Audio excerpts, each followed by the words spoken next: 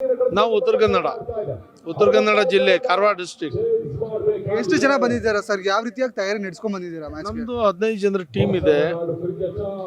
ನಾವು ಹೆಸರೇ ಇಟ್ಕೊಂಡಿದ್ದೀವಿ ಉತ್ತರ ಕನ್ನಡ ವಾರಿಯರ್ಸ್ ಅಂತ. ಬಹುಶಃ ನಾವು ಕಷ್ಟಪಟ್ಟು ಕರಾವಳಿ ವಾರಿಯರ್ಸು, ಉತ್ತರ ಕನ್ನಡ ವಾರಿಯರ್ಸು, ಅಲ್ಲಿ ಪಕ್ಷನೂ ಭಾಳ ವಾರಿಯರ್ಸ್ ಆಗಿ ಕಷ್ಟಪಡ್ತಾ ಇದ್ದೀವಿ. ಸೊ ಅದೇ ಟ್ಯಾಗಲ್ಲಿ ನಾವು ಹೋಗ್ತಾ ಇದ್ದೀವಿ. ಬಟ್ ನಮ್ಗೆ ವಿಶ್ವಾಸ ಇದೆ, ನಮ್ಮ ಪ್ಲೇಯರ್ಸ್ ಎಲ್ಲ ಭಾಳ ಚೆನ್ನಾಗಿದ್ದಾರೆ. ಎಷ್ಟು ದಿವಸದಿಂದ ತಯಾರಿ ಮಾಡ್ಕೊಂಡ್ ಬಂದಿದ್ದೀರಾ ಸರ್ ಮ್ಯಾಚ್? ನಾವು ಇವೆಲ್ಲ ಈಗ ಯೋಗೇಶ್ ಅಂತ ಇದ್ದಾರೆ, ಅಥವಾ ಗೌಸ್ ನಮ್ಮ ಕ್ಯಾಪ್ಟನ್ ಅಲ್ಲೆಲ್ಲೋ ಇದ್ದಾನೆ, ಅವರು ಯಾವಾಗೂ ಆಡ್ತಾ ಇರ್ತಾರೆ. ನಾನು ಮತ್ತೆ ನನಗೆ ಭಾಳ ಗೌಸ್ ಎಲ್ಲ ನನ್ನ ಎಲೆಕ್ಷನ್ ಟೈಮಲ್ಲಿ ಭಾಳ ಸಪೋರ್ಟ್ ಮಾಡಿದವರು, ನನ್ನ ಜೊತೆಗೆ ನಿಂತವರು. ಅವ್ರಿಗೆಲ್ಲ ಕರೆದು ಕೇಳಿದೆ, ಈ ರೀತಿ ಒಂದು JPL ಆಗ್ತಾ ಇದೆ, ಅದು ನಮ್ಮ ನಿಖಿಲ್ ಅವರ ಒಂದು ಕನಸು, ಮತ್ತು ಅದಕ್ಕಿಂತ ಹೆಚ್ಚಾಗಿ ನಮ್ಮ ಚಂದನ್ ಮತ್ತು ಪ್ರವೀಣ್ ಆ ಒಂದು ಏನು JPLನ್ನು ಆರ್ಗನೈಸ್ ಮಾಡಬೇಕು ಅಂತ ಹೇಳಿದಂಥವ್ರು. ಅದಕ್ಕೆ ನಿಖಿಲ್ ಅಣ್ಣ ಭಾಳ ಸಪೋರ್ಟ್ ಕೊಟ್ಟಂಥವ್ರು. ಹಾಗಾಗಿ ನಾವು ಮಾಡಬೇಕು, ನಮ್ಮಲ್ಲೂ ಭಾಳ ಟ್ಯಾಲೆಂಟ್ ಇದೆ, ಹೋಗೋಣ ಒಂದ್ಸಲ ಕ್ರಿಕೆಟ್ ಆಡ್ಬರೋಣ ಅಂದಾಗ ಎಲ್ಲರೂ ಒಪ್ಕೊಂಡು ಬಂದಿದ್ದಾರೆ. ನಮ್ಗೆ ವಿಶ್ವಾಸ ಇದೆ, ನಾವು will have A very good cricket. ನನಗೆ ಗೊತ್ತಿದೆ, ನನ್ನ ಪ್ಲೇಯರ್ಸ್ ಭಾಳ ಚೆನ್ನಾಗಿ ಆಡ್ತಾರೆ. Again competition is competition. ಒಂದು ಯಾರೇ ಗೆಲ್ಲಿ ನಾವು ಜನತಾ ಪಕ್ಷ ಗೆಲ್ತದೆ, ಜಾತ್ಯತೀತ ಜನತಾದಳ ಗೆಲ್ತದೆ. ಸರ್, ಹಾಗಾದ್ರೆ ಈ JPL 2026 ಮುಂದಿನ ಸಾರ್ವತ್ರಿಕ ಚುನಾವಣೆ 2028ಕ್ಕೆ ಯಾವ ರೀತಿಯಾಗಿ ಲಾಭಿ ಆಗ್ಬೋದು? ನೋಡಿ, ಇವತ್ತು ಕುಮಾರಣ್ಣ ಸಾರ್ವತ್ರಿಕ ನಾಯಕ. ಅವರು ಕುಮಾರಣ್ಣನ ಮುಖ್ಯಮಂತ್ರಿ ಇದ್ದಾಗ ಕೊಟ್ಟಂತ ಕೊಡುಗೆ ಇದೆಯಲ್ಲ, ಅದು ನಮ್ಮ ಪಕ್ಷದವರು ಅಂತಲ್ಲ, ಎಲ್ಲರೂ ಅದನ್ನು ಒಪ್ಪಿದ್ದಾರೆ. ಸೊ ಪ್ರಶ್ನಾತೀತ ನಾಯಕರು ಅಂಥವ್ರು ಮತ್ತೊಮ್ಮೆ ಮುಖ್ಯಮಂತ್ರಿ ಆಗಬೇಕನ್ನೋ ಕೂಗಿದೆ.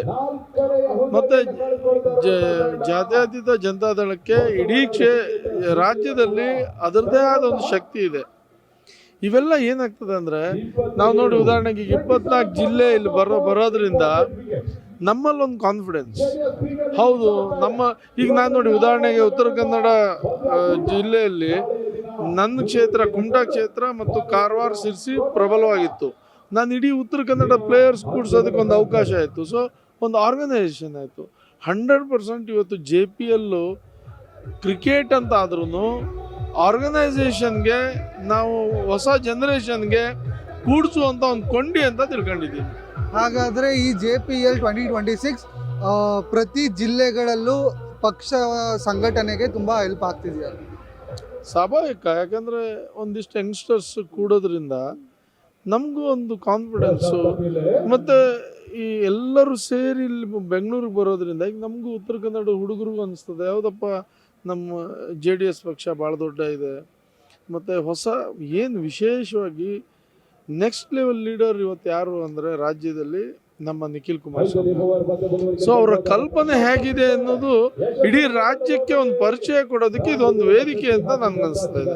ಸರ್, ಈ ರೀತಿಯಾದಂಥ ಒಂದು ವೇದಿಕೆ, ಯೂತ್ಗೆ ಎನ್ಕರೇಜ್ ಕೊಡುವಂಥ ಒಂದು ವೇದಿಕೆ, TVK ಪಕ್ಷ ಯಾವ ರೀತಿಯಾಗಿ ಮುನ್ನೆಲೆಗೆ ಬಂತೋ ಅದೇ ರೀತಿಯಾಗಿ ಜನತಾದಳ ಪಕ್ಷ ಮುಂದೆ ಬರುವಂಥ ಸಾಧ್ಯತೆ ಬರುತ್ತಾ?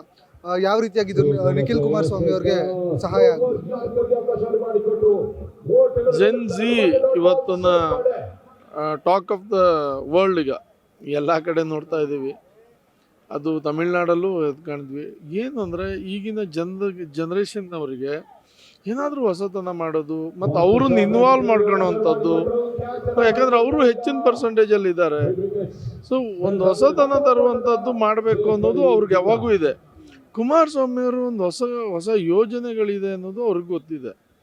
ನಿಖಿಲ್ ಕುಮಾರಸ್ವಾಮಿಯವರು ಡೆಫಿನೆಟ್ಲಿ, ನಾನು ಈ ವೇದಿಕೆ ಮುಖಾಂತರ ಹೇಳ್ತೀನಿ, ನೆಕ್ಸ್ಟ್ ಲೆವೆಲ್ ಲೀಡರ್. ಅವರು ಬರುವಂಥ ದಿನದಲ್ಲಿ ನೆಕ್ಸ್ಟ್ ಲೆವೆಲ್ಲಿಗೆ ನೆಕ್ಸ್ಟ್ ಜನ್ರೇಷನ್ ಲೀಡರ್ ಅವರು, ನೋ ಡೌಟ್. ಸೋಲು ಗೆಲುವು ಇರ್ತದೆ ರಾಜಕೀಯವಾಗಿ. ಒಂದು ಒಳ್ಳೆ ಲೀಡರು ಗೆಲ್ಲಬೇಕಂದ್ರೆ ಈಸಿ ಇರಲ್ಲ, ಯಾಕಂದ್ರೆ ಅವನು ಸೋಲ್ಸೋಕ್ಕೆ ಪ್ರಯತ್ನ ಮಾಡ್ತಾರೆ, ಯಾಕಂದ್ರೆ ಮುಂದೆ ಬರಬಾರ್ದು ಅಂತ. ಸೊ 100% ಮುಂದಿನ ದಿನದಲ್ಲಿ ನಿಖಿಲ್ ಕುಮಾರಸ್ವಾಮಿ ಅವರು ಭಾಳ ದೊಡ್ಡ ಲೀಡರ್ ಆಗಿ ಈ ಸ್ಟೇಟಲ್ಲಿ ಹೊರಬರ್ತಾರೆ. ಇವತ್ತೇನು ತಮಿಳ್ನಾಡೋದಲ್ಲಿ ಆಗ್ತಾ ಇದೆ, ಇದು ರೆಪ್ಲಿಕಾ ಎಲ್ಲ ಕಡೆ ಇನ್ನಷ್ಟು ರಾಜ್ಯದಲ್ಲಿ ಎಲ್ಲ ನಮ್ಮ ದೇಶದಲ್ಲಿ ಜಗತ್ತಲ್ಲಿ ಇನ್ನು ಮುಂದೆ ಈ ರೀತಿ ಆಗುವಂಥದ್ದು ನಾವು ನೋಡ್ಬೋದು.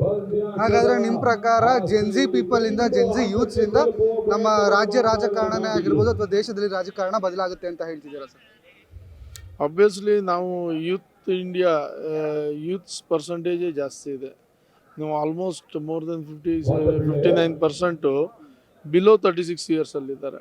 ಹಾಗಾಗಿ ಇದು ಮುಂದೊಂದು ದಿನದ ಒಂದು ದಿಕ್ಸೂಚಿ ಅಂತ ನನ್ನ ಭಾವನೆ.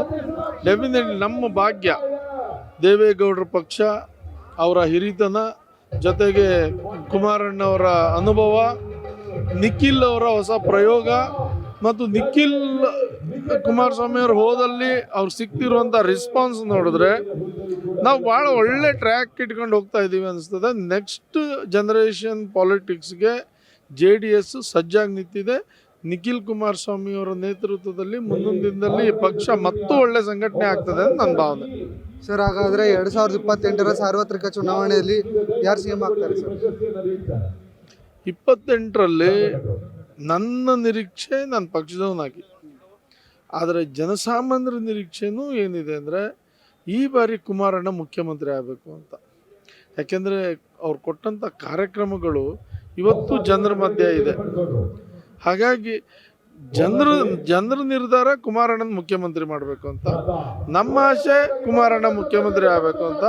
ನೋಡೋಣ, NDAದಲ್ಲಿ ನಮಗೆ ಬಲವಾದ ಒಂದು ನಂಬಿಕೆ ಇದೆ, ಮುಂದೊಂದು ದಿನದಲ್ಲಿ ಕುಮಾರಣ್ಣನವರನ್ನ ಮುಖ್ಯಮಂತ್ರಿ ಮಾಡ್ತಾರೆ ಅಂತ.